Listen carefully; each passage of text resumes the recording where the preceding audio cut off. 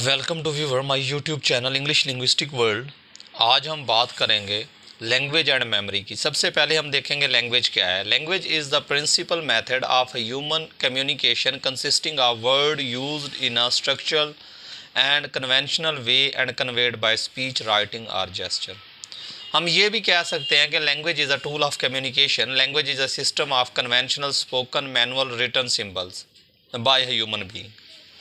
तो लैंग्वेज और मेमोरी की बात करें तो हम ये कह सकते हैं memory is in all forms is critical to language.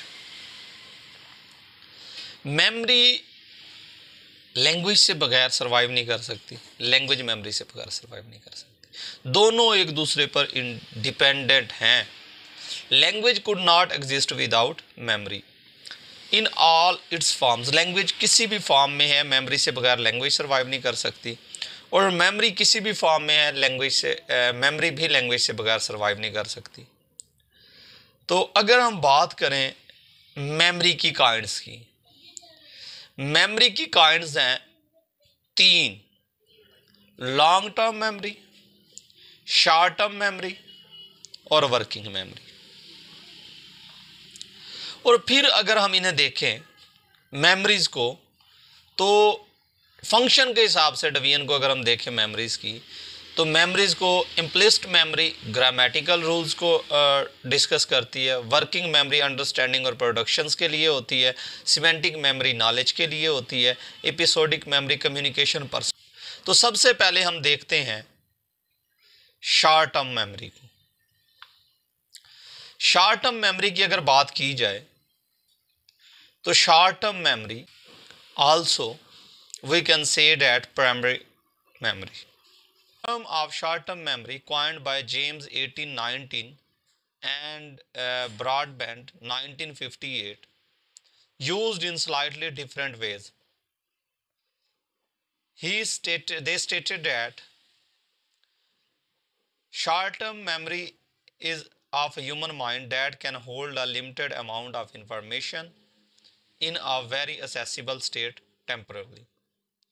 One difference between the term short-term memory and the term primary memory is that latter might to be considered to be more restricted. It is possible that not every temporarily accessible idea is conscious awareness. For example, the conception, if you are speaking to a person with a foreign accent individually, you will stop, and after when you will speak you will forget your ideas.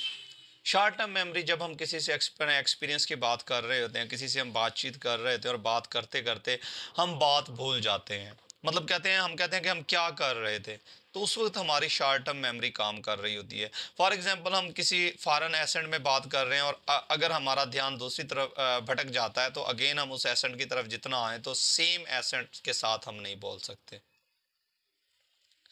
Short term memory के बाद अगर हम working memory की बात करें, तो working memory is not completely distinct from short term memory.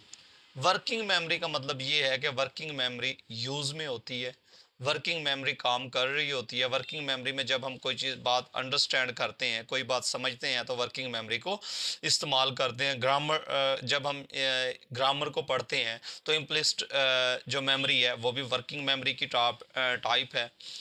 Episodic memory है वो भी डेफिनेटली वर्किंग मेमोरी की टाइप्स में आ जाती है। तो जब हम मैथ या स्टैट के प्रॉब्लम्स को सॉल्व करते हैं वो भी वर्किंग मेमोरीज में आती है। तो in all forms this working memory is surviving. We need working memory as moving window of conscious if we are to integrate our time to make sense of sentence। मतलब जब हम कोई बात करते हैं, ऑटोमेटिकली हमारे माइंड में कुछ क्वेश्चंस आ जाते हैं, कोई कंसेप्ट्स आ जाते हैं, वो वर्किंग मेमोरी की वजह से होते हैं।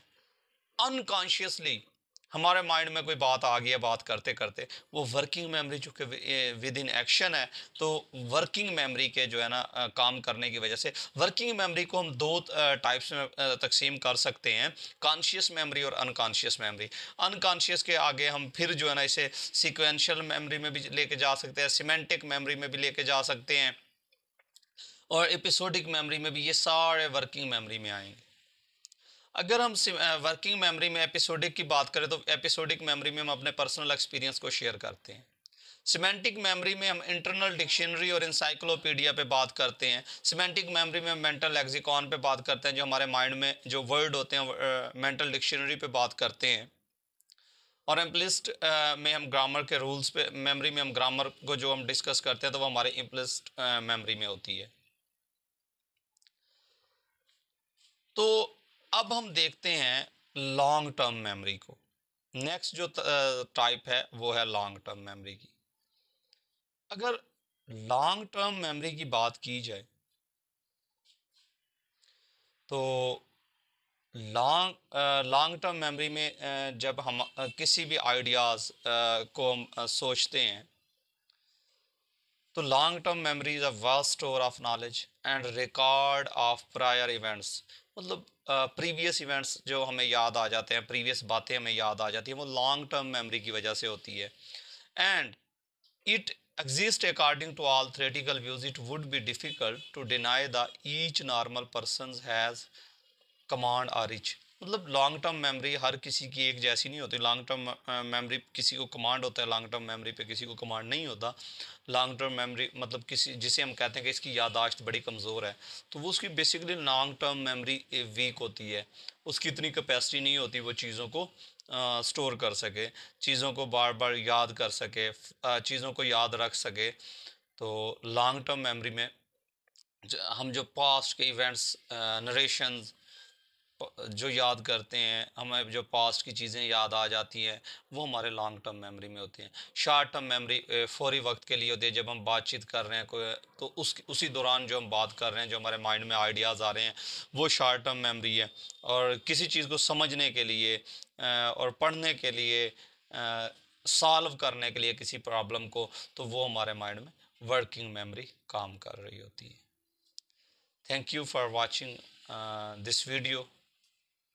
अगर आपको मेरी वीडियो पसंद आई है तो चैनल